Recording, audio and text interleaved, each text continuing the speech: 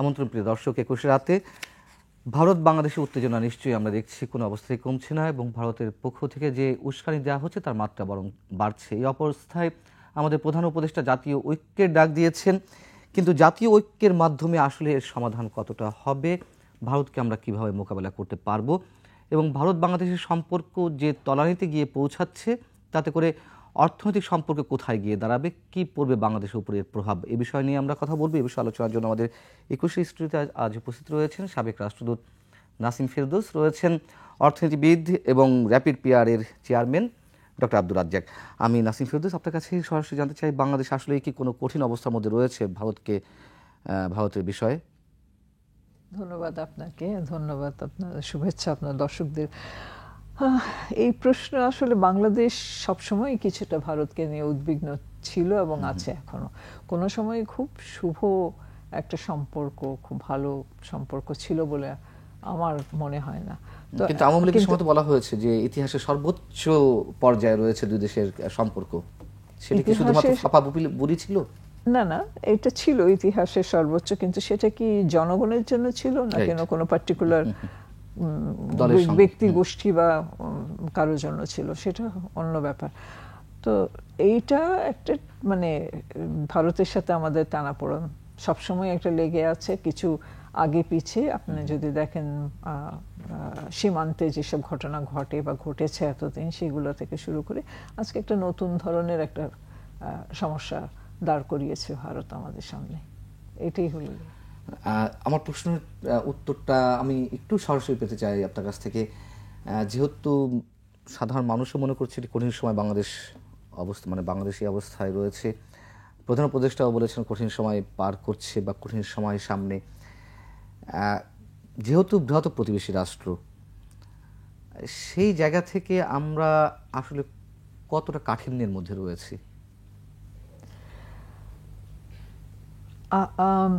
ভারত তো এই যেটা ঘটনা ঘটেছে জুলাই আগস্টে এবং প্রধানমন্ত্রীর যে এখান থেকে চলে যাওয়া, এটাকে ভারত ঠিক বুঝে উঠতে, প্রথম আমি মনে করি যে তারা ঠিক তার ব্যাপ্তিটা বুঝে উঠতে পারেনি, যে এখানে কি ধরনের আন্দোলন হয়েছে বা কি তার অবস্থান হতে পারে।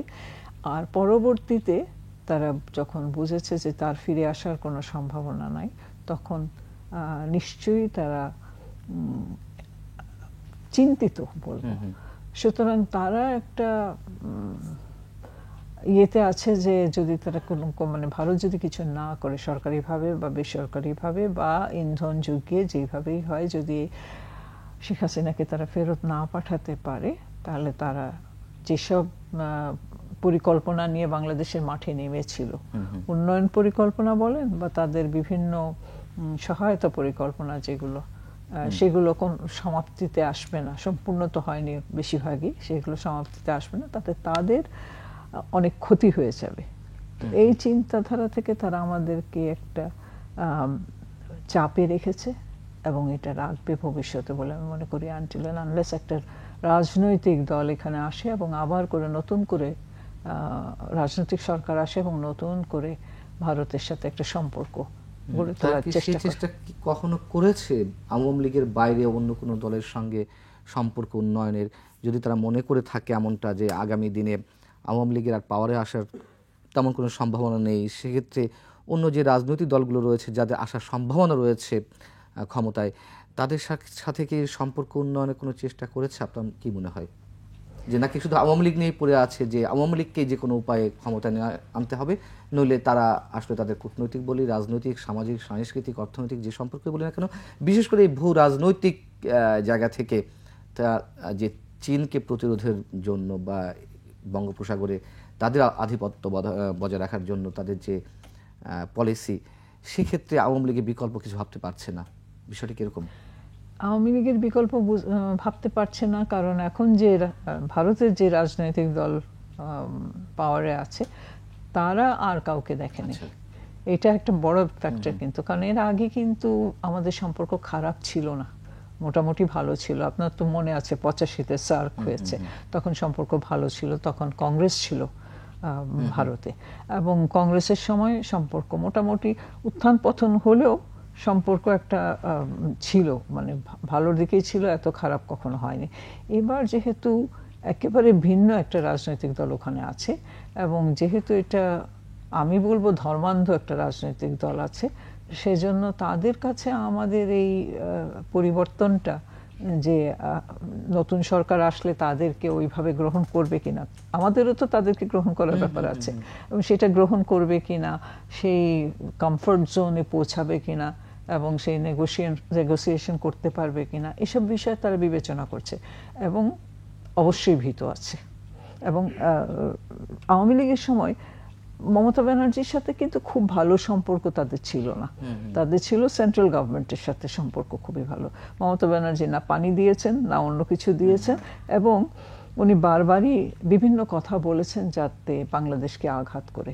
তো সেইটার জন্য তার কাছে মানে কোনো পরিবর্তন কিছুই না, এটা সব সময়কার, মানে উনি এইভাবেই চলবেন এবং এইভাবেই মন্তব্য করে করে যাবেন, যেটা গতকাল যেটা করেছেন, জাতিসংঘের শান্তি সেনা পাঠাতে বলেছেন। হ্যাঁ সেই, এবং তার তৃণমূলের এমপিও এটা তার বিধানসভায় তুলেছেন। সুতরাং এইগুলো উনি করে থাকবেন, আগেও করেছেন। সবকিছু যে তার কথায় সেন্ট্রাল গভর্নমেন্ট চলবে তা তো না। সুতরাং সম্পর্ক যদি উপরের দিকে ভালো হয়, হতেও পারে, কিন্তু বিষয়টা হলো আমাদের এখানে রাজনৈতিক কি পরিবর্তন আসবে, কে আসবে, কতখানি শক্তিশালী হবে সেই দল, এইগুলো যখন আপনি বললেন যে ডক্টর ইউনূস ঐক্যমতের কথা বলেছেন, এখন ঐক্যমতের একটা সরকার যদি হয় তাহলে তার ঐক্যের আহ্বান দিয়েছিলেন, কিন্তু জাতীয় সরকারের কথা তিনি বলেন না, কিন্তু জাতীয় সরকার যদি ধরেন ঐক্য একটা মানে চেষ্টা করা হয়, তাহলে কিন্তু সেটা গ্রহণযোগ্য হবে না ভারতের কাছে, আমি মনে করি। খুব সিগনিফিকেন্ট একটা কথা বলেছেন। আমি আসছি আপনার কাছে, ডক্টর আব্দুর রাজ্জাক। নিশ্চয়ই ভারতের সঙ্গে আমাদের বহুমাত্রিক সম্পর্ক হলো প্রতিটি সম্পর্কের ক্ষেত্রে একটা ডমিনেটিং অবস্থায় তারা সবসময় থাকতে চায়, সেটি সামাজিক, সাংস্কৃতিক এবং অবশ্যই অর্থনৈতিক, যেটাই হোক না কেন। যে প্রশ্নটি এখন মানুষের, মানে বাংলাদেশের যারা একটু রাজনীতি সচেতন অথবা রাজনৈতিকভাবে সচেতন নন, সবারই একটি প্রশ্ন এখন মানুষের মুখে মুখে, অন্তত আমি যেটি দেখেছি, যে সত্যি সত্যি ভারতের সঙ্গে বাংলাদেশের সম্পর্কটি একেবারে তলানিতে চলে গেছে, মানে একেবারে সর্বোচ্চ নিচে চলে গেলে বা কূটনৈতিক সম্পর্ক ছিন্ন হলে মানুষ এই অবস্থাও ভাবছে। সেই জায়গা থেকে ভারতের সঙ্গে আমাদের যে বাণিজ্যিক সম্পর্ক, নিশ্চয়ই আমাদের রপ্তানি অনেক কম, আমদানিটা বেশি। আমদানি যদি বন্ধ করে দেয় তাহলে বাংলাদেশের উপরে কী প্রভাব পড়বে? জি, ধন্যবাদ। আমি মনে করি এটা একটি অত্যন্ত গুরুত্বপূর্ণ প্রশ্ন, কারণ আমরা যে রাজনৈতিক এখন আবহাওয়া দেখছি, পরিস্থিতির বাইরে গিয়ে আমাদেরকে নির্মোহভাবে বিশ্লেষণ করতে হবে যে আমাদের অর্থনৈতিক সম্পর্কটা কীরকম। এবং আমি মনে করি, দেখুন, একটি বৃহৎ প্রতিবেশী দেশ হিসেবে বাংলাদেশের দীর্ঘদিনের কিন্তু ঐতিহ্য আছে, ভারতেরও সেই সঙ্গে, যে এই দুটো দেশ কিন্তু বাণিজ্যের ক্ষেত্রে আমরা যা মনে করি না তার থেকেও কিন্তু অত্যন্ত নিবিড়ভাবে কিন্তু সংযুক্তি এখানে আছে এই দুটো দেশের মধ্যে। আমার রাজনৈতিক সম্পর্ক যাই থাকুক, এখন আমরা যেই কথাবার্তা বলি, রেটোরিক হতে পারে বা কি না, সেটার বাইরে যে আমি বলতে চাচ্ছি, সম্পর্ক কিন্তু বাণিজ্যের ক্ষেত্রে অত্যন্ত প্রগাঢ়।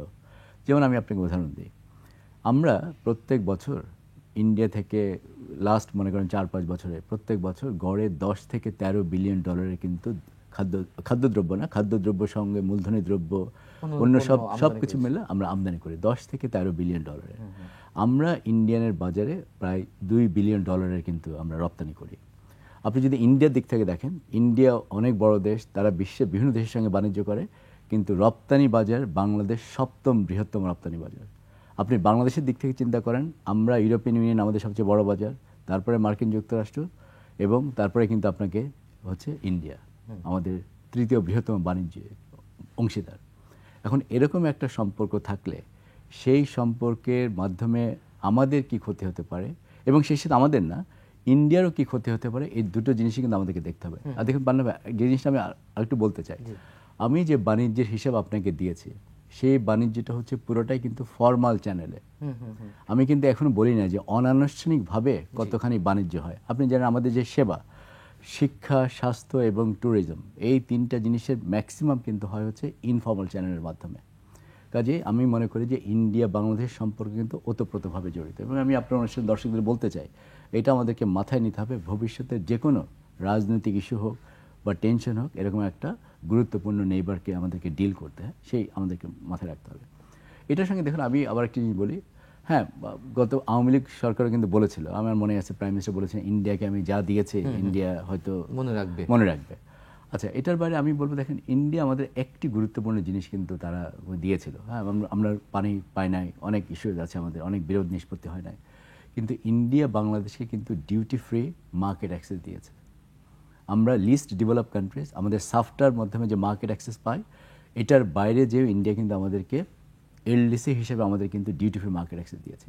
এবং ওই সময় কিন্তু অনেক চাপ ছিল, ইন্ডিয়ান ইন্ডাস্ট্রি তাদের সরকারের চাপ তৈরি করেছিল যেন বাংলাদেশকে এই সুবিধাটা দেওয়া না হয়। তারপর কিন্তু তারা আমাদেরকে দিয়েছে, ফলে যেটা হয়েছে আমাদের কিন্তু গার্মেন্ট এক্সপোর্ট কিন্তু ওই মার্কেটে বেড়েছে। আমি আপনাকে জাস্ট বলার জন্য বলি যে যদি আমরা ওই LDC duty free market access না পাই, তাহলে এই একই পণ্য ইন্ডিয়াতে আমাদের রপ্তানি করতে হবে 20% শতকরা 20% হারে শুল্ক দিয়ে। কাজে সেখানে কিন্তু একটা আদান প্রদানের ব্যাপার ছিল। আমি যদি গড়ের উপর প্রশ্ন করি, শেখ হাসিনার কথার সূত্র ধরে যদি বলি যে যা দিয়েছি তা মনে রাখবে, এখন দেওয়ার মধ্যে তো অনেক কিছুই আছে, তাদের নিরাপত্তার জায়গাটি নিশ্চিত করা হয়েছে, সেখান থেকে রাজনৈতিক কূটনৈতিক এবং আমরা তো উজাড় করে দিয়েছি। তো ভারত যে ডিউটি ফ্রি অ্যাক্সেসটা দিল আমাদেরকে, সেই জায়গা থেকে নিশ্চয়ই ভারত আরো বেশি লাভবান হয়েছে। আপনার কি মনে হয়? ভারত আমাদের কাছে অনেক কিছু পেয়েছে, আমি সেই যাচ্ছি না, আমি খালি আপনার দর্শকদেরকে গভীরতা বোঝাতে যাচ্ছি যে আমাদের সম্পর্ক এরকম গভীর সম্পর্ক থাকলে আমরা যদি সেটাকে দেখি যে এটা ডিস্টেবিলাইজ হচ্ছে বা কোনো যদি আনসার্টেনটি আসে, এটা দুইটা দেশের জন্য কিন্তু ভালো না। আজকে দেখুন ইন্ডিয়ানরা বলছে ওরা আমাদের সাপ্লাই বন্ধ করে দেবে, এ থেকে ওদের লোকজনকে বেনিফিট হবে না। এটা হচ্ছে মার্কেন্টাইলিস্ট অ্যাপ্রোচ, যে আমি ব্যবসা বাণিজ্য বন্ধ করে দেব। কিন্তু আপনি জানেন, আপনি যদি নির্মোহভাবে চিন্তা করে দেখেন, ওই ব্যবসা বাণিজ্যটা দরকার কি জন্য? আমাদের দেশের মানুষজন যেন ভালো থাকে, ইন্ডিয়ান মানুষজন যেন ভালো থাকে। দুটো দেশে, ইন্ডিয়া এবং বাংলাদেশ, তাদের চ্যালেঞ্জকে, তাদের এখনো বড় চ্যালেঞ্জ হচ্ছে তাদের দেশের জনগণকে দরিদ্র থেকে বাঁচাতে হবে, আরও উপরে উঠাতে হবে, তাদের হিউম্যান ক্যাপিটাল ডেভেলপমেন্ট হবে, এবং সেটা বাণিজ্য ছাড়া, দুটো প্রতিবেশী দেশের সম্পর্ক উন্নয়ন ছাড়া এটা কিন্তু সম্ভব না। কিন্তু সেটা আমাদের মনে রাখতে হবে। কোনো কারণে যদি এই সম্পর্কে যদি চির ধরে বা যদি অস্থিরতা তৈরি হয়, দুটো দেশই কিন্তু আমি বলবো যে বড় মাত্রায় কিন্তু ক্ষতির সম্মুখীন হবে। এটা কিন্তু আমাদেরকে মনে রাখতে হবে। এই জন্যে আমি বলবো যে সবারই উচিত একটু ভালো করে পুঙ্খানুপুঙ্খানু এটা চিত্রটা দেখা। ইন্ডিয়ানদের এটা চিন্তা করলে হবে না যে বাংলাদেশকে তারা সব সুযোগ সুবিধা দিচ্ছে, তাদের পেঁয়াজ বন্ধ করে দিলে বাংলাদেশের লোকজন না খেয়ে মরবে, এটা চিন্তা করার দরকার নাই। আমরা বাংলাদেশ চিন্তা করি যে আমাদের জন্য ইন্ডিয়া আজও প্রয়োজন আছে কিনা, হ্যাঁ, এবং সেই অনুযায়ী আমরা কাজ করলে আমার কাছে মনে হয় যে তখন শুভবুদ্ধির উদয় হওয়াটা অনেক বেশি সোজা। আমি জানতে চাচ্ছি যে একেবারে সরাসরিভাবে মনে করেন যে আমি অ ক খ থেকে শুরু করলাম অর্থনীতির, অর্থাৎ যে অর্থনীতির অ ক খ বোঝে না, তার জন্য আমি উত্তরটা চাচ্ছি। নিশ্চয়ই আমরা একেবারে নিকটে প্রতিবেশী দেশ হওয়ার কারণে আমরা আমদানিটা কম খরচে আনতে পারছি, অন্তত যাতায়াত খরচের দিক থেকে আরও অন্যান্য সুবিধা দিয়ে আমরা আনতে পারছি। যদি পেঁয়াজ রপ্তানি বন্ধ করে দেয় বা অন্যান্য প্রোডাক্ট যেগুলো আছে বন্ধ করে দেয়, তাতে কি বাংলাদেশের খুব বেশি সমস্যা হয় যে বাংলাদেশকে এটি ধারণ করতে পারবে না? বাংলাদেশের মানুষের জন্য জীবিকা নির্বাহ করা, জীবিকা বলতে জীবনযাপন নির্বাহ করা, এটি কি খুব কষ্টসাধ্য হয়ে পড়বে? প্রথম কথা দেখুন, এটা যে একদম পাওয়া যাবে না, হবে না, খুবই দুঃসাধ্য হয়ে যাবে সেটাও না। ইনিশিয়াল পিরিয়ডে কিছু অ্যাডজাস্টমেন্ট কস্ট থাকে। এটা জাস্ট চিন্তা করেন যে আপনি আপনার সোর্সগুলোকে ডাইভার্সিফাই করতে চান। এখন যেখান থেকে আনছেন সেখান থেকে না এনে অন্য জায়গায় যদি আনতে চান, ইনিশিয়াল পিরিয়ড হবে কি ওই ওয়ার্ল্ড মার্কেটে আপনাকে খুঁজে দেখতে হবে। ইন্ডিয়ার সঙ্গে বাণিজ্য করার সবচেয়ে বড় সুবিধা হচ্ছে আমরা খুব দ্রুত ওই মার্কেট থেকে জিনিসটাকে নিয়ে আসতে পারি, এক নম্বর। দ্বিতীয় ব্যাপার হচ্ছে ল্যাঙ্গুয়েজ ব্যারিয়ার অলমোস্ট নাই বললেই চলে। আমাদের দেশের অনেক মানুষ হিন্দি ভাষা বোঝে, আর ক্যালকাটা ওয়েস্ট বেঙ্গলে তো আমরা বাংলা ভাষায় বলতে পারি। এই সুবিধা তো আপনি কোথাও পাবেন না। দেখুন, চায়নায় আমরা কেন ভালো রপ্তানি করতে পারি না? যদি আপনি চাইনিজ, আমাদের যারা এক্সপোর্টার আছেন ওনারা অনেকে বলবেন বিকজ ভাষা বোঝাটা অত্যন্ত দুঃসাধ্য। তো এটি একটি ব্যাপার, কত সহজ আপনি করতে পারছেন সেটা। এটা বাইরে করতে গেলে তারপর লাগবে জাহাজে করে আনতে আপনার সময় লাগবে। আমাদের অনেক ক্রাইসিস হয়, স্পেশালি চাল, পেঁয়াজ, আলু এগুলোর ক্ষেত্রে দেখা যায় যে ক্রাইসিসটা আমরা খুব অল্প সময় অনুধাবন করি, এবং তখন একটা আশেপাশে একটা লার্জ মার্কেট থাকলে সেখান থেকে আনাটা সুবিধা হয়। আর পানাবে আমি আরও একটা জিনিস আপনাকে বলতে চাই, যেটা আমাদেরকে ভালো করে বুঝতে হবে। কতগুলো প্রোডাক্ট আছে, সেগুলোর ডিমান্ডের নেচারটা হচ্ছে এরকম যে আপনি যদি বিশ্ব বাজারে যে খুঁজতে থাকেন, যখন আপনার প্রয়োজন তখন কিন্তু আপনি সেটা নাও পেতে পারেন। যেমন যদি আপনি বিশ্বের চালের বাজার যদি চিন্তা করেন, রাইস চালের বাজারে অসুবিধাটা হচ্ছে পৃথিবীতে ওই দেশগুলোয় চাল উৎপাদন করে যারা বা চাল বেশি নিজেরাই কনজিউম করে। এখন যদি আপনি গ্লোবাল মার্কেটে যান, সারা ওয়ার্ল্ডে যে প্রোডাকশন হয় সেটার মাত্র 7 to 8% হচ্ছে চাল গ্লোবাল মার্কেট থেকে আপনি কিনতে পারবেন। তো সেই ক্ষেত্রে আপনার যেটা পরিচিত দেশ, যে দেশে আপনার অনেক বেশি অলরেডি তৈরি করছে তারা, সেখানে থেকে যদি আপনি অন্যদিকে যাওয়ার চেষ্টা করেন, হয়তো এটা আপনার জন্য মানে কঠিন হতে পারে আর কি। কিন্তু আমি বলছি যে ইন্টারন্যাশনাল ট্রেডে আমরা বলি প্রাইসটা সিগন্যাল হিসেবে কাজ করে। যদি আপনার ওইটা ডিসরাপশন হয়, অন্য দেশ ভালো প্রাইসে আমাদেরকে সেটা ব্যবসা বাণিজ্য করবে। কিন্তু এতে কি হবে? এতে সবচেয়ে বড় সমস্যা হবে জিনিসপত্রের দাম কিন্তু বাড়বে, এবং সাধারণ মানুষ যারা, তাদের কিন্তু এটা কষাঘাত তাদেরকে উপরে পড়বে। একইভাবে ভারতের ক্ষেত্রে প্রযোজ্য। ভারত আমাদের এখানে দেখেন একটা ক্যাপটিভ মার্কেটের মধ্যে 13 থেকে 15 বিলিয়ন ডলার তো ফর্মাল চ্যানেলে দিচ্ছে। তাদের ওখানে যে হসপিটাল চলছে, এডুকেশন ইনস্টিটিউশন যেটা আছে, বেড়ানো থেকে আরম্ভ করে, বাংলাদেশ খুব সম্ভবত 3rd লার্জেস্ট টুরিস্ট সোর্স আর কি বাংলাদেশের জন্য, ইন্ডিয়ার জন্য। তাহলে ওটাও তো তাদের ভালো ব্যবসা বাণিজ্য কন্ট্রিবিউট। সেটাই বলছি, শুধু যে বাংলাদেশে ক্ষতি হবে তা তো নয়, ভারত তো আমাদের উপর অনেকাংশে নির্ভর করে। কিন্তু আমার প্রশ্ন হচ্ছে, যদি একেবারে সম্পর্ক ছিন্ন হয়ে যায়, আমরা চাচ্ছি না যে আমরা যুদ্ধ করব তাদের সঙ্গে বা এখনই শেষ হয়ে যাক, নিশ্চয়ই সবারই এই গ্লোবালাইজেশনের যুগে সবাইকেই সবার প্রয়োজন। তারপর ধরে নিলাম যে একটা চরম অবস্থায় চলে গেল, এর বিকল্প আছে কিনা? চাল, পেঁয়াজ বা অন্যান্য প্রোডাক্ট যেগুলো কথা বললেন, সেগুলো তো আমরা আনতে পারি অন্য জায়গা থেকে। সেইগুলো কি আমাদের অর্থনীতিতে খুব বেশি ইফেক্ট করবে? আমি এখানে একটা জিনিস বলি, এটা হয়তো আপা আরও চমৎকার করে বলতে পারবেন ওনার ব্যক্তিগত অভিজ্ঞতা থেকে, কর্মজীবনে। আমি খালি আপনাকে ধরিয়ে দিই, মনে করুন যদি আমাদের সম্পর্কের ওরকম অবনতি ঘটে যে আমরা ব্যবসা বাণিজ্য না করার কথা চিন্তা করছি, সমস্যা হচ্ছে কি এখন কিন্তু আগে ওরা দিচ্ছে, আমি ওরা সীমান্ত অবরোধ করার কথা বলছে, ওখানে গিয়ে হাম্বিতাম্বি করছে। আমি খালি এটা বলছি যে যদি আপনার এটা হয়, যেটা আনফরচুনেট একটা ঘটনা ঘটবে, কিন্তু যদি এরকম হয়, তখন যেটা হবে কি, আপনি খালি সম্পর্কটা যে আমি খালি ব্যবসা বাণিজ্য করছি না সেটার মধ্যে হবে না, এটার হয়তো অন্য কোনো র্যামিফিকেশন থাকতে পারে। আমরা হয়তো দেখতে পারি যে আরও আনসার্টেনিটি তৈরি হতে পারে। সেটা যদি তৈরি হয়, তাহলে কিন্তু আমাদের ওভারঅল দুইটা দেশেরই, ইন্ডিয়া এবং বাংলাদেশ দুটো দেশের ক্ষেত্রে কিন্তু আরও অর্থনৈতিক অনিশ্চয়তার মধ্যে আসবে। আরেকটি জিনিস আমি বলে এখানে শেষ করতে চাই, আমরা বিশ্বে এখন যে ট্রেন্ড দেখছি, আমরা দেখছি হাইটেন্ড জিওপলিটিক্যাল টেনশন, এবং ইন্টারন্যাশনাল রুলস অব্লিগেশনসগুলো কিন্তু অনেক সময় ভায়োলেট করা হচ্ছে।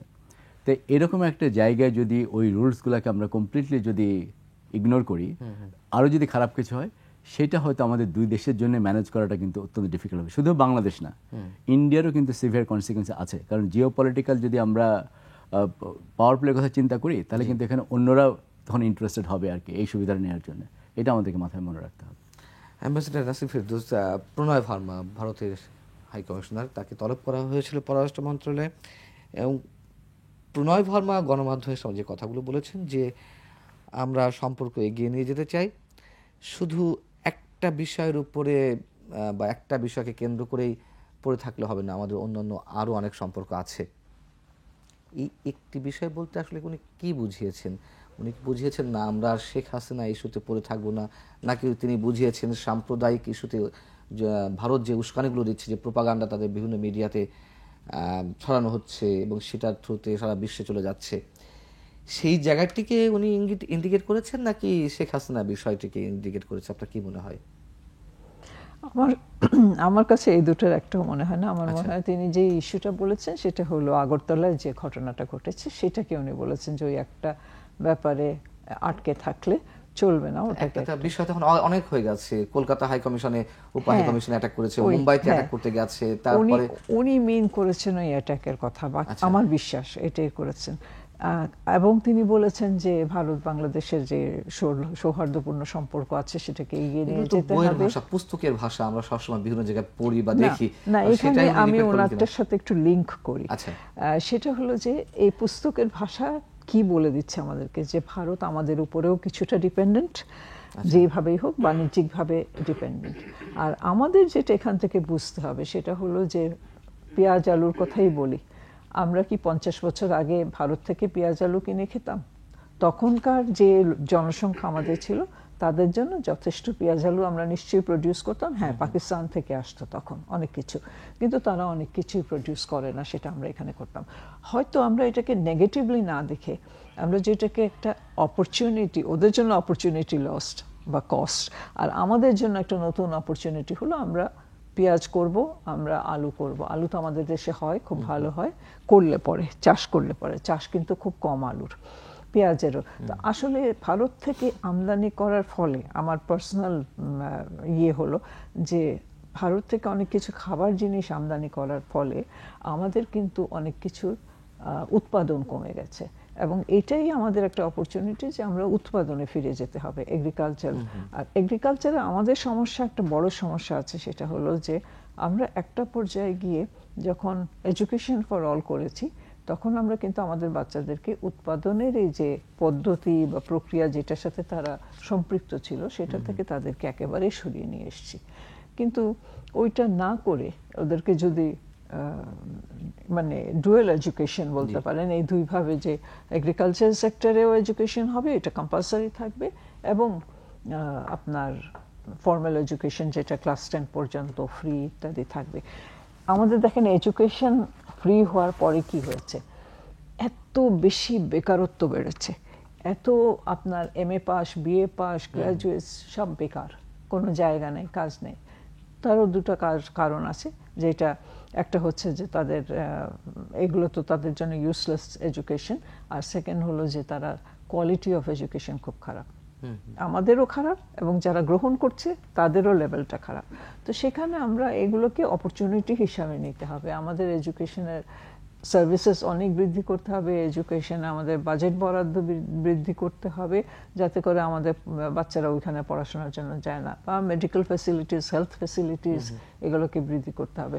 তো এখানে আসলে তাদের জন্য লস আছে, আমাদের জন্য লস আছে, কিন্তু তাদের জন্য গেইন ফ্যাক্টরটা যেটা ছিল সেটা অনেক কমে গেল। আমাদের জন্য কিন্তু গেইন ফ্যাক্টর আমি মনে করি, আমি যদিও অর্থনীতিবিদ নই, কিন্তু সাদামাটা ভাষায় আমার কাছে মনে হয় যে আমার কাছে অনেক অর্থনৈতিক উন্নতির একটা স্কোপ নতুন করে খুলেছে।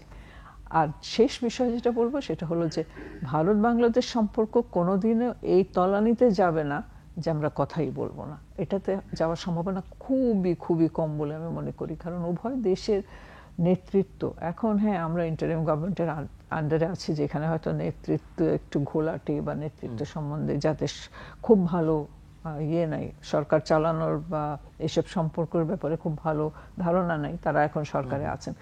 হ্যাঁ, তো তাতে কিছু কিন্তু খুব বেশি বড় একটা ইয়ে হয় না। ভারত যদি স্টেডি থাকে, এই হুমকি ধুমকি না দিয়ে, যদি যেহেতু তারা এত পেয়েছে আগের সরকারের কাছ থেকে, তাহলে তারা তো এই জায়গাটায় মানে কম্প্রোমাইজে আসতে পারে যদি তারা মনে করে। কিন্তু এই সব কিছুর কিন্তু আসার মতন তেমন কোনো সিমটম কি ভারতের মধ্যে দেখা যাচ্ছে? আমি একটু এই প্রশ্নটা ডক্টর রাজ্জাক আপনাকে রাখতে চাই। কোনো সিমটম আপনি দেখতে পাচ্ছেন কিনা? অর্থনীতি তো আর রাজনীতির বাইরে নয়। আর পাশাপাশি একই প্রশ্ন, মানে একই সঙ্গে প্রশ্ন, যেহেতু ভারতের কাছ থেকে আমরা অনেক ধরনের পণ্য আমদানি করি, এক ধরনের ডিপেন্ডেন্ট হয়ে আছি এদিক থেকে, তারা এটা মনে করছে কিনা এবং সেই সুযোগটা নিচ্ছে কিনা, বারবার হুমকিটা সেই জায়গা থেকে দেওয়া হচ্ছে কিনা? দেখুন, প্রথমে আমি বলবো যে অবশ্যই আপা চমৎকার করে বলেছেন। ইনফ্যাক্ট আমি হয়তো এটা পরে বলতাম, উনি বলে আমার সুবিধা করে দিয়েছেন। কিছু কিছু জায়গায় আমরা স্ট্র্যাটেজিক হতে পারি, কৌশলগত কোনো একটা পলিসি নেই, মানে এই না আর একটা দেশের সঙ্গে আপনার কনফ্রন্টেশনে যেতে হবে, সেটা কিন্তু না, একদমই না। কৌশলগত জিনিস মানে হচ্ছে আমি আমার অর্থনৈতিক ইন্টারেস্ট বুঝবো। আমি যদি বুঝি যে আমার কতগুলো জায়গায় অনেক বেশি ডিপেন্ডেন্স বাড়ছে, সেটা ভারত না, সেটা অন্য যে কোনো দেশ হতে পারে। আমি টেক্সটাইলের জন্য যদি আমাকে তুলা বাইরে থেকে আনতে হয়, ইন্ডিয়ার বাইরে অন্য কোনো দেশ থাকতে পারে, তাদের প্রতি আমাদের অনেক বেশি ডিপেন্ডেন্স হতে পারে, সেটাও আমাদেরকে দেখতে হবে আমরা সেইগুলোকে ডাইভার্সিফাই করতে পারি কিনা সোর্সকে। ইন্ডিয়ার ক্ষেত্রে যেটা হচ্ছে, আমাদের দেখেন আমাদের দুটো জিনিস ছিল। একটা হচ্ছে আমাদের ফুড সিকিউরিটি অবশ্যই আমাদের ইনশিওর করতে হবে, লার্জ পপুলেশন। আমরা গ্লোবাল মার্কেটের উপরে রিলাই করে থাকলে এটা একটা ভুল সিদ্ধান্ত হবে এটা। আর একটা হচ্ছে আমাদের এনার্জি সিকিউরিটি, এটাও কিন্তু আমাদেরকে নিশ্চিত করতে হবে খানিকটা। এবং এর আগে যেটা হয়েছে, এনার্জি কতটুকু আসছে, আদানি বিদ্যুৎ তো আসছে এখন, হ্যাঁ আমি বলছি যে, কিন্তু এর আগে যেটা হয়েছে কি, ওই গত সরকারের সময় এই দুটো ক্ষেত্রেই অনেকটা আমাদের যে সিকিউরিটির রূপরেখা চিন্তা করা হয়েছিল, সেখানে ধরেন ইন্ডিয়া একটা বড় একটা ফ্যাক্টর ছিল। কাজে এই জিনিসটাকে একটু হয়তো ভেবে চিন্তে দেখা যেতে পারে। আমি মনে করি প্রফেসর ইউনিস যে ডাকটা দিয়েছেন, আমি জানি না আপা আমার সাথে একমত হবেন কিনা, আমি মনে করি কিন্তু এটার খুব সিগনিফিক্যান্স, একটা তাৎপর্যপূর্ণ বলে আমার কাছে মনে হয়েছে। একটি বৃহৎ প্রতিবেশী এবং যে শক্তিশালী প্রতিবেশী, তার সঙ্গে আমাদের সম্পর্ক কেমন হবে যদি কোনো টেনশন তৈরি হয়, এবং সেখানে আমাদের স্ট্র্যাটেজি কী হবে, সেই ব্যাপারে আমার কাছে মনে হয় একটা রাজনৈতিক ঐক্যমত বাংলাদেশে কিন্তু থাকা দরকার। মোটামুটি আপনি একদম হুবহু হয়তো লাইন বাই লাইন একটা জিনিস আমরা করতে পারবো না, কিন্তু ওভারঅল একটা রূপরেখা থাকলে এটা কিন্তু আমাদেরকে সাহায্য করবে। আরেকটা জিনিস বলি, দেখুন এই যে আমরা আলাপ করছি যে ইন্ডিয়ার বাইরে অন্য কোনো সোর্স আছে কিনা, পৃথিবীর সব দেশে কিন্তু এখন একটা শব্দ ব্যবহার করছে, ওরা বলছে ডি রিস্কিং, মানে যেসব জায়গায় এরকম সুপার ডিপেন্ডেন্স আছে সেই জায়গাগুলোকে একটু ডাইভার্সিফাই করে আরেকটু সোর্স বাড়িয়ে অন্য জায়গার কথা চিন্তা করে এটাকে আমরা খানিকটা ওই লেভেলে নিয়ে আসতে পারি কিনা। কিন্তু বান্না ভাই, এগুলো সবই কিন্তু সময় সাপেক্ষ ব্যাপার। আর আপনি আমাকে যে প্রশ্ন দিয়ে শুরু করেছিলেন যে আমি কতখানি দেখছি যে এই সম্পর্কের ক্ষেত্রে, আমি বলবো দেখুন ইন্ডিয়ার কোনো এই মুহূর্তে ইন্টেনশন আছে কিনা এটা এই মুহূর্তে দিয়ে বিবেচনা করলে আমার কাছে মনে হয় যে সেটা ঠিক হবে না।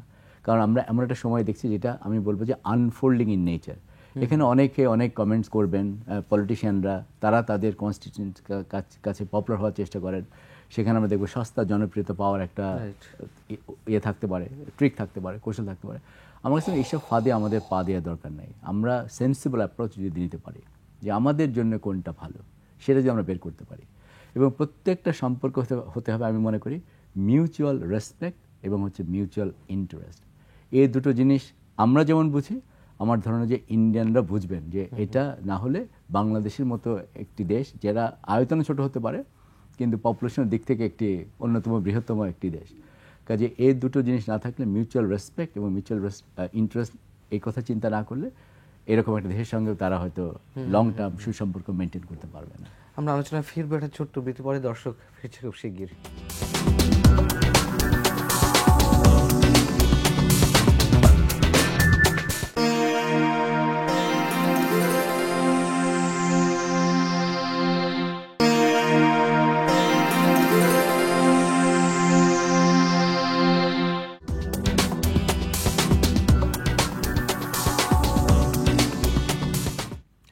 আবার আমন্ত্রণ 21 রাতে আলোচনা করছি ভারত বাংলাদেশের সম্পর্ক এখন যে পর্যায়ে পৌঁছেছে সেখানে কূটনৈতিক এবং অর্থনৈতিক সম্পর্কটা আমাদের কোথায় গিয়ে দাঁড়াতে পারবে এই বিষয়ে আলোচনার জন্য আমাদের সঙ্গে রয়েছেন নাসিম ফেরদৌস, সাবেক রাষ্ট্রদূত, এবং রয়েছেন অর্থনীতিবিদ এবং র্যাপিড পিআরের চেয়ারম্যান ডক্টর আব্দুর রাজ্জাক। আমি ডক্টর আব্দুর রাজ্জাক আপনার কাছে একটু ফিরতে চাই।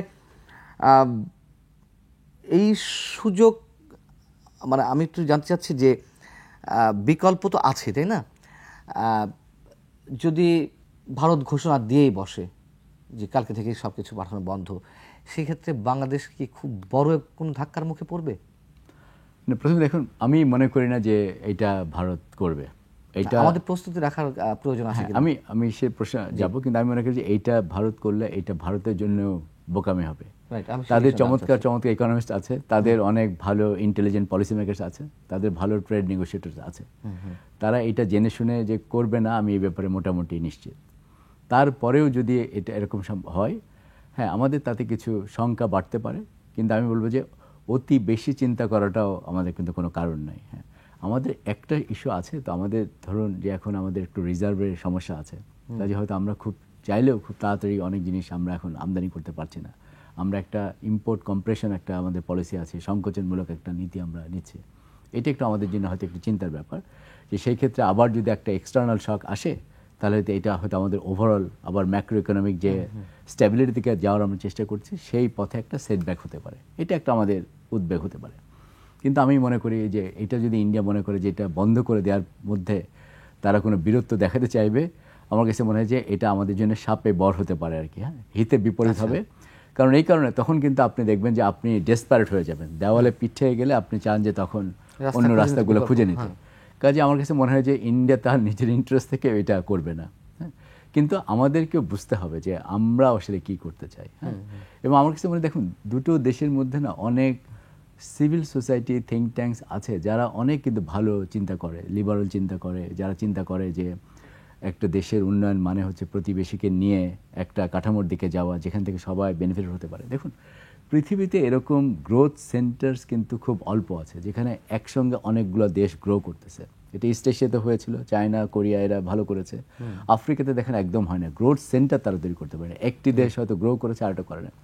আমরা দেখুন সাউথ এশিয়াতে এখন ইন্ডিয়াতে আমরা ভালো গ্রোথ দেখেছি, বাংলাদেশে ভালো গ্রোথ হচ্ছে, ইভেন শ্রীলঙ্কাতে ভালো গ্রোথ ছিল তাদের এই অর্থনৈতিক দুর্ঘটনার আগ পর্যন্ত। আমি বলতে চাচ্ছি যে এরকম একটা জায়গায় আমাদের যেখানে দুটো দেশের এত জনগোষ্ঠী এখনও গরিব, ভালনারেবল, তাদের জন্য আরেকটা আনসার্টেনটি এবং এরকম ডিসরাপশনস আমাদের পলিসি মেকাররা কি অ্যাফোর্ড করতে পারবে, সেটা একটু আমাদেরকে চিন্তা করে দেখতে হবে। নাসিম ফেরদৌস, কূটনৈতিক সম্পর্ক এখন যে অবস্থায় আছে এবং এটার আপাতত শেষটা আপনি কোথায় দেখতে পাচ্ছেন? আপাতত শেষ যা হয়েছে তাতেই, এখানেই শেষ হয়ে যাবে আপনার মনে এখানেই হচ্ছে? শেষ হয়ে যাবে। কারণ হলো উনি যেটা বলেছেন যে ভারতের ইন্টারেস্ট কিন্তু ভারত দেখছে এবং তার ইন্টারেস্ট প্রোটেকশনের জন্য সে আর বেশি দূর এগুবে বলে আমি মনে করি না। Mamata Banerjee on the side line, Mamata Banerjee কিন্তু সরকার না, ভারতের সরকার না, সুতরাং মমতা ব্যানার্জি ওই দৌড়ঝাঁপ দিবেন কিন্তু, এবং ওনাকে তারা সেন্টার ইউটিলাইজ করবে এই ধরনের উস্কানিমূলক কথাবার্তা বলতে। কিন্তু আমরা যদি সেই ফাঁদে পা না দিই তাহলে এই সম্পর্ক ফাঁদ বলতে মানে ওরা তো ফাঁদ পাততে চাচ্ছেই, আর আমরা ফাঁদ পাততে চাইছি কিন্তু পারে নাই। মানে উস্কানিতে যদি আমরা পাল্টা রিয়াকশন দেখাই কোনো এক্সট্রিম পর্যায়ে গিয়ে, এটা কথা বলতে চাচ্ছেন? রাইট। আমরা কিন্তু এখনো বলি নাই যে না এখন আর কোনো বাংলাদেশি ভারত যেতে পারবে না, আমরা পাসপোর্ট ক্যান্সেল করে দেব বা ভিসা ক্যান্সেল করে দেব বা তুমি ব্ল্যাক লিস্ট। ওখান থেকে তো মানুষ আসছেই, ভিসা তো হয়ে যাচ্ছে সঙ্গে সঙ্গে, যারা ভারতীয়রা বাংলাদেশে প্রবেশ করতে চাইছে। না আমি বলছি বাংলাদেশি ওখানে যাওয়া, আমরা তো আসলে we are paying them huge amount of money মেডিকেলে, শিক্ষায় এবং ট্রেডের কথা তো উনি বললেন। তো সেগুলো যদি আমরা একেবারে বন্ধ করে দেই তাহলে তো ভারতই, আমরা তো বন্ধ করছি না, ওরাই তো সেই স্টেপ। সেটাই বলছি যে যদি সম্পর্ক খারাপ হয় তাহলে তো বন্ধ হবে, অটোমেটিক্যালি বন্ধ হয়ে যাবে। বন্ধ হয়ে গেলে তো তাদের সুতরাং আমার মনে হয় না ওদের একটা সুবিধা কি, ওদের একটা সেন্ট্রাল গভর্নমেন্ট আছে, একটা স্টেট গভর্নমেন্ট আছে। তো স্টেট গভর্নমেন্ট দিয়ে আমাদেরকে সবসময় নাচাতে থাকবে, বাংলাদেশকে উস্কানিমূলক কাজ দিয়ে থাকবে। কিন্তু সেন্ট্রাল গভর্নমেন্ট কিন্তু সবসময় প্রণব বর্মা যা বলেছে সেটাই বলবে যে ভারত ভালো সম্পর্ক চায়, আমরা এটা একটা দুটো ঘটনায় আমরা বিচলিত হব না, আমাদের সম্পর্ক যেখানে আছে সেখান থেকে আরো উপরে যাবে ইত্যাদি ইত্যাদি। সুতরাং এখানে তারা দুটো রোল প্লে করছে, একটা হচ্ছে স্টেট গভর্নমেন্টকে দিয়ে আমাদেরকে কি বলবো এই সরকারকে অপমান করা বা আঘাত দেওয়া, ষড়যন্ত্রের মধ্যে ফেলা, হ্যাঁ ষড়যন্ত্রের মধ্যে ফেলা, এবং ভবিষ্যতে যাতে আওয়ামী লীগ হয়তো সরকার না গঠন করতে পারে, আওয়ামী লীগ যাতে ইলেকশনে আসতে পারে এবং যাতে পার্টিসিপেট করতে পারবে সেটার একটা ক্লিয়ার পাথওয়ে ক্রিয়েট করে দেওয়া। তো এই দুটো জিনিস করবে ওখানকার মানে সেন্ট্রাল গভর্নমেন্ট যেটা সেটা করবে, ইউনিয়ন গভর্নমেন্ট। এখন কথা হলো যে আমরা কতটুকু ক্ষতিগ্রস্ত হয়েছি আর কতটুকু সেটা আমরা কম্পেনসেট করতে পারবো নিজেরা, সেটার দিকে আমাদের তাকানো দরকার। আমরা যদি কম্পেনসেট করতে পারি, যেটা আমি বললাম যে কিছুটা এগ্রিকালচারালে আমাদের ডেফিসিট আছে এগ্রিকালচারাল প্রোডাকশনে, ফর দ্য টাইম বিং একটা নির্দিষ্ট সময় তো প্রয়োজন, নির্দিষ্ট সময় এগ্রিকালচারাল বাড়াতে খুব বেশি সময় লাগে না, একটা সিজন। আমি জানি না উনি যদি একমত হন, একটা সিজনে যদি আপনি ফ্যালো ল্যান্ড অনেক পড়ে আছে সেটাকে আপনি যদি একটা সিজনে কিছু গ্রোথের দেখতে পারেন।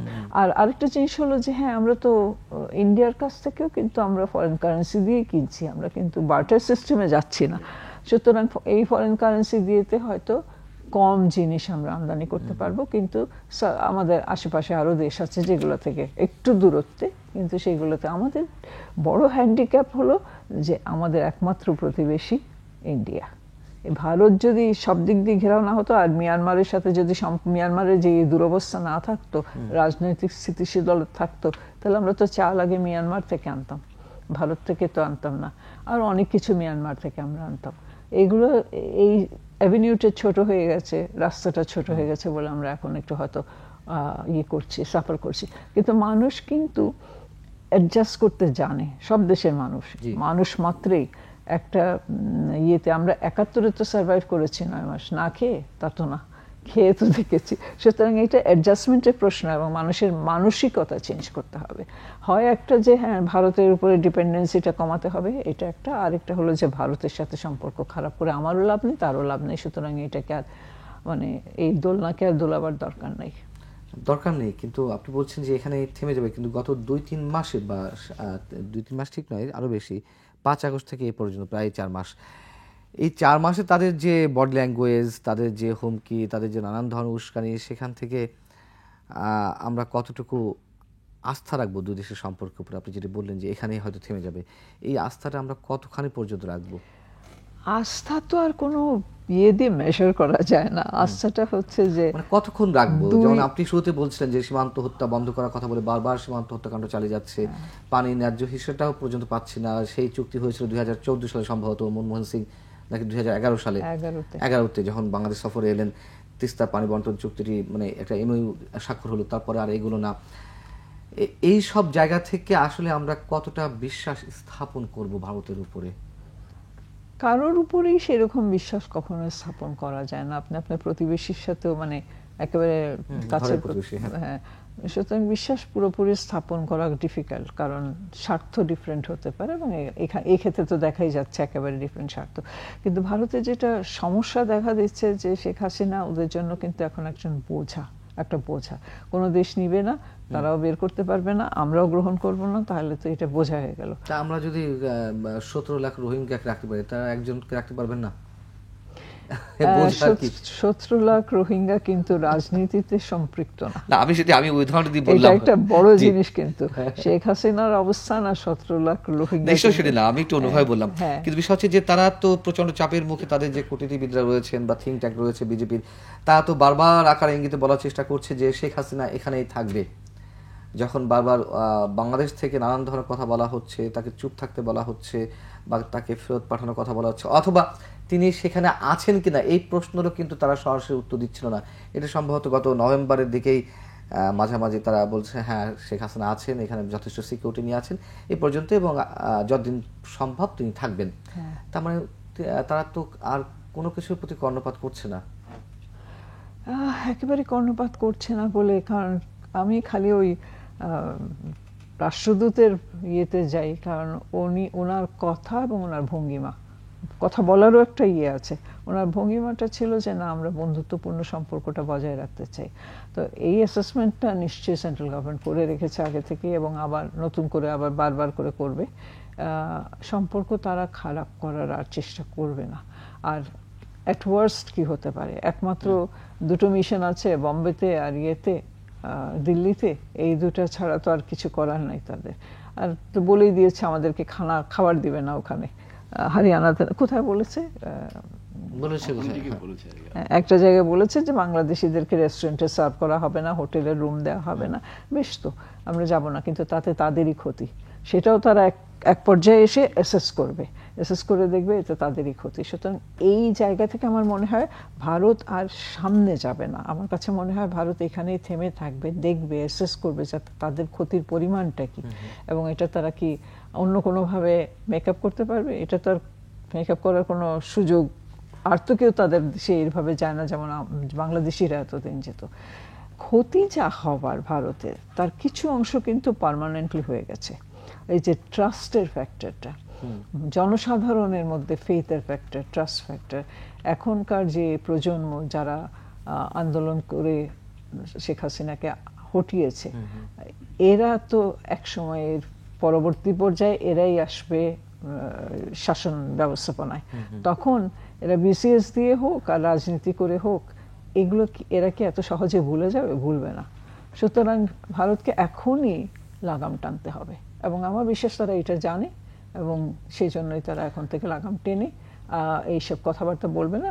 যেগুলো রপ্তানি করছিল খাবার জিনিস বিশেষ করে রপ্তানি করবে, ভিসাও ইস্যু করবে, কিন্তু ভিসা কিন্তু আমরা দিয়ে যাচ্ছি, নরমালসি আসবে না ঠিক সহজে। আমরা এই 4 মাস তো ভিসা তাদেরকে দিয়েই যাচ্ছি, তারা আমাদের জন্য বন্ধ রেখেছে না। আমাদের তাদেরকে দিলে কোনো খুব বেশি একটা তফাৎ হয় না। তো কজন ভারতীয় আসে আমাদের দেশে, কিসের জন্য আসে? ট্যুরিজম। যে কজনই আসুক, আমরা তো আর কোনো অ্যাগ্রেসিভ জায়গায় যাইনি না, আমরা অ্যাগ্রেসিভ জায়গায় যাওয়ার দরকার নাই। তো ওরা অ্যাগ্রেসিভ জায়গায় গেলে আমাদের কি ক্ষতি হবে, তার পরিমাণ বেশি না তাদের ক্ষতির পরিমাণ বেশি, সেটা দেখতে হবে। আমি তো মনে করি, মানে আমি আবারও বলছি, অর্থনীতিবিদ একজন বসে আছেন এখানে, তার সামনে আমার এই বক্তব্যটা করা উচিত কিনা, কিন্তু ক্ষতির পরিমাণ আমার খালি চোখে যেটা মনে হয়, তাদের ক্ষতির পরিমাণ অনেক অনেক অনেক বেশি, আমাদের ক্ষতির পরিমাণ কম। আমাদের যেটা ক্ষতি বা আপনার সোশিয়াল বা সামাজিক যে একটা ইয়ে হবে, অস্থিরতা আসবে, সেটা হলো খাদ্যদ্রব্যের মূল্য বাড়বে। খাদ্যদ্রব্য যখন আসবে না, ওখান থেকে মূল্য বাড়বে, বা কিছু জিনিসের অভাব হবে। যেমন একসময় কাঁচামরিচের অভাব হয়েছিল, আমরা ইন্ডিয়া থেকে অনেক কাঁচামরিচ এনেছিলাম। এইগুলো এফেক্ট করবে মানুষকে, কিন্তু মানুষ অ্যাডজাস্ট করতে জানে। আর যখন সবাই এক প্ল্যাটফর্মে, ওই যে ঐক্যমতের কথা বলেছেন, যখন এক প্ল্যাটফর্মে দাঁড়িয়ে বলবে যে না, আমরা ভারতের জিনিস ছাড়াই চলতে পারবো, তখন কিন্তু চিন্তাধারা এবং বাস্তব রূপ কিন্তু অন্যরকম হয়ে যাবে কিছুটা, ঐক্যমতে পৌঁছাতে পারলে। ডক্টর রাজ্জাক, এখন এই অবস্থায় এসে করণীয় কি? আপনি বারবার বলছেন যে আমরা কোনো অবস্থাতেই, মানে আপনারা দুজনেই বলছেন তাদের ফাঁদে পা দেবো না, সর্বোচ্চ সহনশীলতার জায়গায় থাকতে হবে। এখন আমরা তো আছি, এখন তাদের যে দাদাগিরি সুলভ আচরণ, মনে হচ্ছে যে তাদেরকে ছাড়া বাংলাদেশ আর কি টিকে থাকতে পারবে না, এমন একটি ন্যারেটিভ তারা করার চেষ্টা করছে। সেই জায়গা থেকে আর কতক্ষণ, কতটা সময় পর্যন্ত বাংলাদেশ সর্বোচ্চ ধৈর্যটা ধারণ করবে? দেখুন, আমি হয়তো আপনার সঙ্গে একদম একমত এই জায়গাটায়, যে আমাদের যে ইস্যুটা এখন আছে, আমি মনে করি যে আমাদের ক্রাইসিসের মধ্যে একটা অপরচুনিটি অ্যাটলিস্ট আমি দেখতে পাচ্ছি। আচ্ছা, সেটাকে দেখুন, ইন্ডিয়া যেটা করেছে গত অনেক বছর ধরে, তারা তাদের পুরা পলিটিক্যাল ক্যাপিটাল, ডিপ্লোম্যাটিক ক্যাপিটাল হয়তো একটা রাজনৈতিক দল কেন্দ্রিক করেছে আর কি, যেটা একটি বৃহত্তর দেশ হিসাবে, প্রতিবেশী দেশ হিসাবে তাদেরও হয়তো খানিকটা ডাইভার্সিফাই করা উচিত ছিল। কিন্তু দেখুন, এই চ্যালেঞ্জ এখন যেটা হচ্ছে, সম্পর্কে যে টানাপোড়েন, আমার ধারণা তারাও এটা উপলব্ধি করতে পারছে যে তাদেরকেও কিন্তু এখন একটু খোলা চোখে দেখতে হবে। এবং যদি এটা করে, আমার কাছে মনে হয় যে এঙ্গেজমেন্ট পজিটিভ হবে। ইন্ডিয়া বাংলাদেশ দুটো দেশের জন্য আমি একটা উদাহরণ দিতে চাই, সেটা হচ্ছে ইস্ট এশিয়া থেকে। আপনি যদি চায়নার দিকে তাকান, চায়নার সঙ্গে কিন্তু সবগুলো প্রতিবেশী দেশেরই কিন্তু ম্যারিটাইম যে ডিসপিউটস, এগুলো কিন্তু আছে, অনেক ঝামেলা। ওরা কি ওদের বাণিজ্য বন্ধ করে দিয়েছে এটার জন্য? এটার জন্য কেমন হচ্ছে যে চায়না ভিয়েতনামে এক্সপোর্ট করছে না, ভিয়েতনাম চায়নাতে এক্সপোর্ট করছে না? তারা এখন এটা চিন্তাই করতে পারে না যে বাণিজ্য বন্ধ করবে, কারণ বাণিজ্য বন্ধ করলে এটার কষাঘাত পড়ে হচ্ছে একদম সাধারণ মানুষের উপরে, যেটা কোনো দেশেরই। আর যদি ডেমোক্রেটিক্যালি ইলেক্টেড কোনো গভর্নমেন্ট হয়, তাদেরকে আসলে কি এটা চাইবে তারা যে একটা আমি বাণিজ্য সম্পর্ক খারাপ করার মাধ্যমে আমরা আমাদের সাধারণ জনগোষ্ঠীর ক্ষতি চাই? এটা ইন্ডিয়া তো চাইবে না। কাজে আমার ধারণা ইন্ডিয়ার হতে একটু সময় লাগবে এটা বুঝতে, এবং তারা এফেক্টিভলি, আমি আপনার কথা একমত, তারাও কিন্তু আমাদের সাথে পজিটিভলি এঙ্গেজড হবে। হয়তো এই টেনশনটা আমরা থামিয়ে দিতে পারবো। আর আমরা বাংলাদেশ, আমাদের কোনোভাবে এই ফাঁদে পা দেওয়া উচিত না। আমরা আমাদের ইন্টেনশন অত্যন্ত পরিষ্কার করে বলে দিয়েছে যে সেটা হচ্ছে এটা মিউচুয়াল রেসপেক্টের একটা ব্যাপার আছে আর কি। খালি তুচ্ছ তাচ্ছিল্য করলে এটা হবে না। আমরা যদি বাণিজ্য সুবিধা পাই, ইন্ডিয়া আমাদের থেকেও কিন্তু হয়তো বেশি সুবিধা পাচ্ছে। আমাদের যে বাণিজ্যের যে প্রবণতা আছে, আমাদের সঙ্গে যে ট্রেন্ডসগুলো আছে, কাজে আমি বলবো যে আমি এখন অত আশাহত নই। আমি বলবো যে আমাদেরকে সবাইকে দায়িত্বশীলতার পরিচয় দিতে হবে আর কি। আমাদের জন্য সময়টা ক্রিটিক্যাল। আমরা চাই না যে আর কোনো কিছুতে আমাদের ইকোনমির উপরে আর কোনো শক আসুক। কাজে এটা আমাদেরকে একটু কেয়ারফুলি, ডেলিকেটলি ম্যানেজ করতে হবে। আর শেষ কথা আমি একটু বলি, এটা আমার কাছে মনে হয় দেখুন, এখনকার সময়ে যখন আমরা দেখি গ্লোবালিও কিন্তু অনেক টেনশন আছে, হ্যাঁ, বিভিন্ন জিওপলিটিক্যাল ডাইমেনশন আছে, আমার কাছে মনে হয় যে দেখুন, diplomacy has now become more important than ever. ওখানে যদি আমাদের আরেকটু ক্রিয়েটিভ হতে হবে, এটা ইকোনমিস্টরা তো আছেন, ঠিক আছে, আমরা আমাদের মতো চিন্তা করি, ওই জায়গাটায় আমাদের ডিপ্লোমেসিতেও আমরা যে প্র্যাকটিসগুলো করি সেখানে আমরা একটু ক্রিয়েটিভ হতে পারি কিনা, আর কোনো অ্যাভিনিউজ ওপেন করা যায় কিনা, যেখানে আমাদের যে ইন্ডিয়ার সাথে যে একটা সম্যক একটা ভূমিকা থাকবে, আমরা যেন একইভাবে আমরা আমাদের দরকার কিছু করতে পারি। আমাদের দেশ থেকে আমি যেমন বলেছি, আমরা কিন্তু আমাদের সম্পর্ক কন্টিনিউ করছি, ভিসার কোনো রেস্ট্রিকশন দেওয়া হয় না। আমরা একবারও বলছি না আমরা ইন্ডিয়া থেকে সব কিছু আমদানি বন্ধ করে দেবে, সেটা না। সব অ্যাকশনগুলো তাদের সাইড থেকে নেওয়া হয়েছে। বাংলাদেশিদের সার্ভ করা হবে না, হসপিটালে চিকিৎসা দেওয়া হবে না ইত্যাদি বলা হচ্ছে। আমরা এখনও কিন্তু সেই উস্কানের দিকে যাই নাই। একটা দুইটা ইনসিডেন্ট হয়তো এখানে আছে, সেটা খানিকটা ইমোশনাল হতে পারে, ওই সময়ের ঘটনার ইয়েতে হয়েছে। কিন্তু আমার কাছে মনে হচ্ছে বাংলাদেশ যথেষ্ট আমরা ম্যাচিউর একটা জায়গায় পৌঁছতে পেরেছে, এবং আমি মনে করি যে আমাদের ডিপ্লোমেসির মাধ্যমে এই জায়গাটাকে আরেকটা স্ট্রেনথেন করা এবং ভারতের সঙ্গে একটা পজিটিভ এঙ্গেজমেন্টে যাওয়া। সেই কূটনৈতিক কোনো দুর্বলতা বহিঃপ্রকাশ দেখতে পাচ্ছেন কিনা অ্যাম্বাসেডর নাসিম ফেরদৌস সরকারের পক্ষ থেকে? এটার উপরে কমেন্ট করা খুব কঠিন, কারণ এটা তো একটা অন্তর্বর্তীকালীন সরকার, তার কূটনৈতিক লিমিটেশনস আছে এবং দুর্বলতাও আছে, এটা অস্বীকার করার কোনো উপায় নাই। কিছুটা জিনিস আমাদের প্রথম থেকেই দুর্বলতা প্রকাশ পেয়েছে। শেখ হাসিনা যখন ওখানে গেলেন, তখন আমরা তড়িৎ গতিতে আমাদের কিন্তু কোনো দুশ্চিন্তা বা আমাদের একটা হার্ডলাইন অ্যাপ্রোচ না নিয়ে এই ব্যাপারে আর কি কোনো কিছু আমরা তাদেরকে জানাই নাই। আমাদের ভাবছিল ঠিক আছে, উনি ভারতে গেছেন তো কি হয়েছে, আমাদের তো কোনো ক্ষতি নেই। এই যে এই কূটনৈতিক ল্যাবসগুলো কিন্তু আমাদেরকে কিছুটা তার ভার বহন করতে হবে।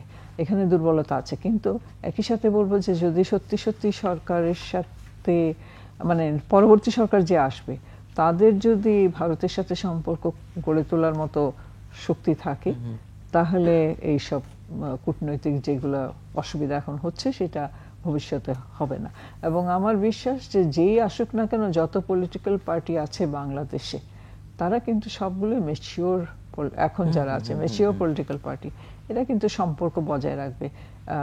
বিএনপির সময় কি সম্পর্ক ভালো ছিল না ভারতের সাথে? যথেষ্ট ভালো ছিল। বা জেপি যখন এরশাদ সাহেব ছিলেন তখনও একটা সময় শুধু ইন্দিরা গান্ধী বাংলাদেশের উপরে নাখুশ ছিলেন, যে সেটা হলো 75-এর ঘটনার পরে। তো সেটা তো পরবর্তী এখন কত উন্নত সম্পর্ক। তো সুতরাং এগুলা সাময়িক, হয়তো সাময়িক বলছে একটা দেশের জীবনে সাময়িক আর কি। 30 সেকেন্ডের মধ্যে আপনার আরেকটি প্রশ্ন উত্তর দিতে চাই। অনেকে মনে করছে ভারত যে উদ্ধত্ত দেখাচ্ছে, যে উস্কানি দিচ্ছে, ট্রাম্প নির্বাচিত হয়েছেন, শেখ হাসিনা যে ধারণা দিয়েছিলেন ডোনাল্ড ট্রাম্প আসলে তার রাজনীতির জন্য সুবিধা হবে, সেটি কি ভারত মোটামুটি কোনো ধরনের সিগন্যাল পেয়েছে কিনা, এরকম কিছু হতে পারে, এই জন্য পায়ে পাড়া দিয়ে তারা একটা কিছু বাঁধানোর চেষ্টা করছে? বিষয়গুলো কিরকম হওয়ার কোনো সম্ভাবনা আছে? আমি মনে করি না এটা। অনেক ধন্যবাদ আপনাদের দুজনকে। দর্শক শেষ করছি, এই ছিল আজকে আলোচনা। ভালো থাকুন, শুভরাত্রি।